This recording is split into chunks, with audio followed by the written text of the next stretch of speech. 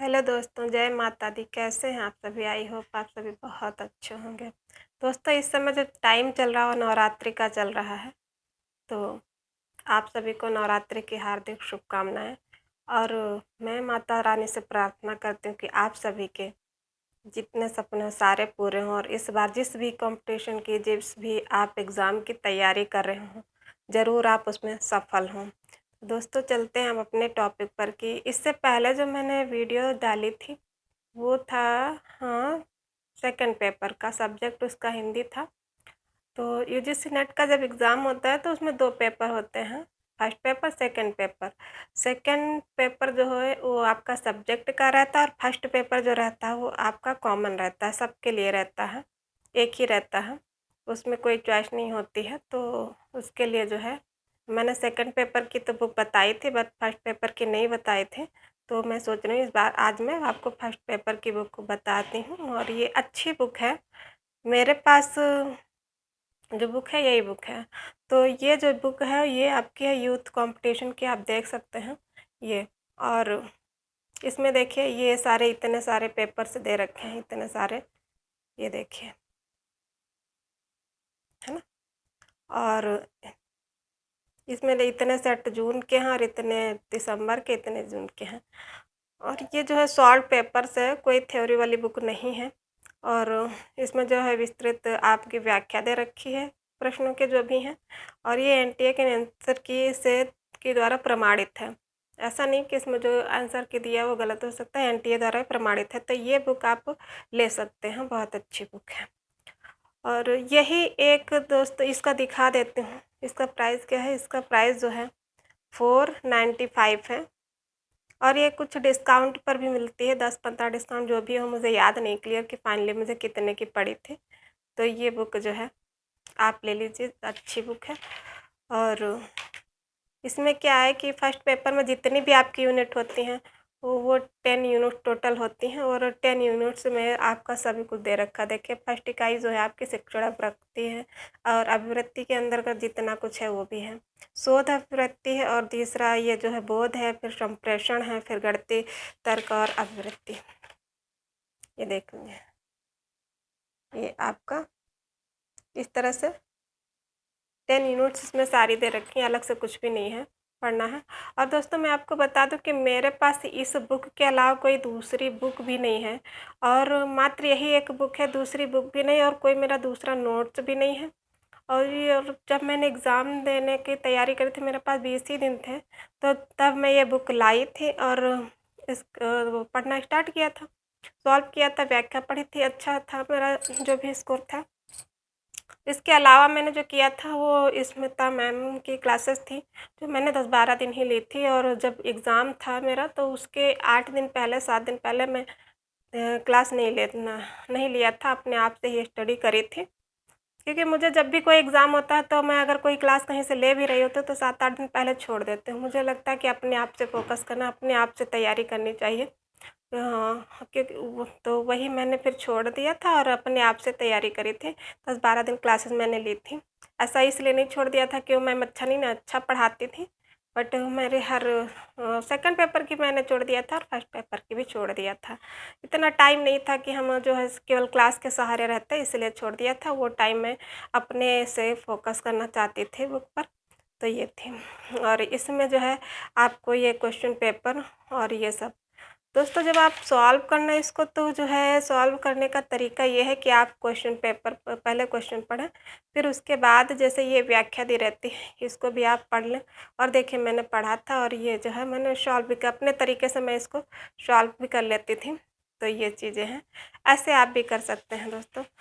और दूसरी बात ये है ना कि जब आप क्वेश्चन पेपर सॉल्व करें तो इसमें आप पेंसिल से टिक ना कर, जैसे ये देखो ये ऑप्शन दे रखे हैं, ये देखिए मैंने किसी पर टिक नहीं लगाया है, ऐसे ही कर दिया है।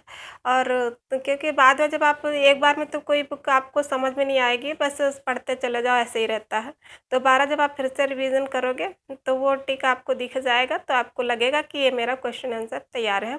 लेकिन वो तैयार नहीं होता है, तो फिर आप उसके लिए टिक ना लगाएँ, बिल्कुल भी ना लगाएँ। हाइलाइट कर लीजिए, जो जो चीज़ें इम्पोर्टेंट लग रही हैं आपको वो हाइलाइट करके रखनी चाहिए। जो क्वेश्चन आपको नहीं आ रहा वो आपको हाइलाइट करके रखना चाहिए, ताकि जब दोबारा रिवीज़न करने आएँ आप, तो फिर अच्छे से वो चीज़ें कवर हो जाएँ। और ये बुक लेने के बाद आप पूरा एक बार सॉल्व कर, आपके पास टाइम है तो आप सॉल्व कर सकते हैं। कई बार इसका रिवीज़न कर लीजिए, अच्छा रहेगा आप लोगों के लिए। तो देखिए दोस्तों, मैंने ऐसे ही किया था,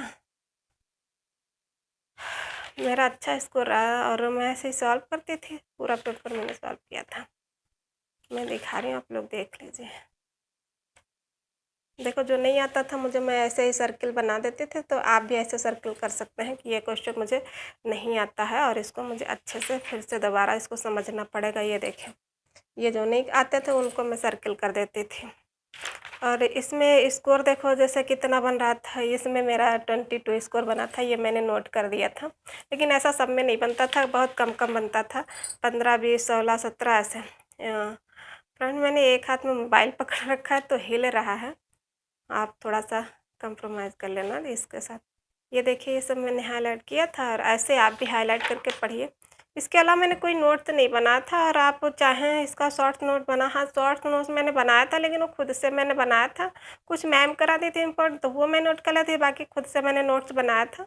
तो किसी दिन मैं आप लोगों के साथ शेयर करूँगी।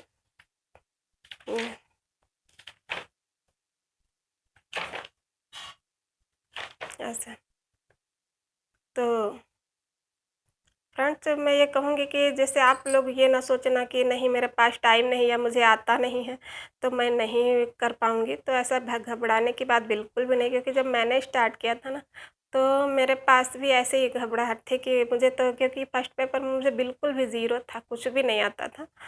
तो क्या किया था मैंने, फिर 15-20 दिन में जो मैंने तैयारी करी थी, इसी बुक से करी थी, बाकी मैम की क्लासेस ली थी, तो 10-12 दिन जो भी ली थी, इसके अलावा कुछ भी नहीं किया था। तो जब मैं 15-20 दिन में कर सकती हूँ, तो अभी जून का जो है ना बहुत ज़्यादा टाइम है, आप बहुत अच्छे से कवर कर सकते हैं।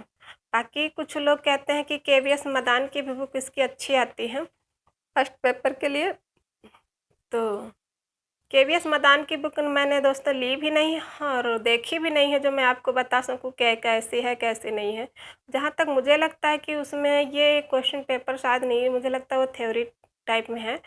तो कुछ लोगों ने मुझसे बताया था कि केवीएस मदान की ज़्यादा अच्छी बुक है, बट मैंने लिया नहीं था, क्योंकि मुझे लग रहा था कि वो थ्योरी टाइप में होगी, तो वो मैं नहीं कवर कर पाऊँगी और उससे मुझे नहीं समझ में आता था। तो ये क्वेश्चन वाली मैं समझ रही थी कि क्वेश्चन वाली लेके आऊँ, ताकि मुझे ये समझ में आए कि क्वेश्चन बनते कैसे हैं और इम्पॉर्टेंट इसमें रहता है, तो इम्पॉर्टेंट भी मुझे मिल जाएगा, उसमें बहुत लेंथी हो जाएगी, नहीं कर पाऊँगी। तो केवीएस मदान के बारे में मैं नहीं जानती हूँ, लेकिन अगर आपके पास केवीएस मदान की बुक है और अगर उसमें क्वेश्चन नहीं दे रखे हैं तब तो ठीक है, और नहीं दे रखे हैं तो प्लीज़ आप लोग ये बुक ज़रूर ले लेना, ये वाली बुक आप ज़रूर ले लेना। बाकी आपकी मर्ज़ी, जैसा भी आप सोचें, उचित लगे जैसा भी आपको, ठीक है। तो ये बुक आप ले लेते तो अच्छा रहता है। और केवीएस मदान की अगर बुक आपके पास है तो आप उसका रिवीज़न भी करते रहेंगे और इसको भी देखते रहेंगे, तो आपका और भी अच्छा स्कोर आएगा, और अभी काफ़ी टाइम है, आप अच्छे से सब कुछ कवर कर सकते हैं। ये ये और अगर आपके पास ये किसी भी और मतलब इस टाइप की अगर जैसे यूथ की नहीं है, कोई और है, तो अगर ऐसी है तो इसको लेने की ज़रूरत नहीं है, और नहीं तो आपको ले लीजिए। और दूसरी बात है कि जब आप इसको लेने जाएँ दोस्तों, तो इसमें क्या है कि सारे क्वेश्चन मिक्स मुझे मिले थे। बाद में मुझे पता चला था कि जो है टॉपिक वाइज़ इसके क्वेश्चन आते हैं, टॉपिक वाइज़ ये बुक रहती है, तो वो अगर आपको टॉपिक वाइज़ मिल जाती है तो और भी बेटर रहेगा। कोशिश करना कि टॉपिक वाइज़ मिल जाए आपको, और नहीं तो फिर आप यही ले लीजिएगा, ये भी बहुत अच्छी है।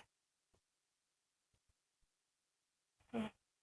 चलिए दोस्तों, ठीक है, और स्टडी करते रहे, जून अभी बहुत दूर है, आप बहुत अच्छे से कर सकते हैं। मैं फिर से कहती हूँ, मैंने जब 20 दिन में किया है तो आपके पास तो बहुत ज़्यादा टाइम है।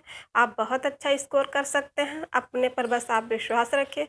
जिस भी टीचर से आप पढ़ रहे हैं उन पर भी विश्वास रखिए, क्योंकि हर टीचर जो पढ़ाने आता, चाहे यूट्यूब पर, चाहे जैसे भी हो, उसके पास नॉलेज रहता है तभी आपके पास आता है, कुछ पढ़ के आता है तभी। ऐसा नहीं कि बस कलम पेंसिल उठाए और ना शुरू हो गया, नहीं, हर कोई ऐसा नहीं होता है।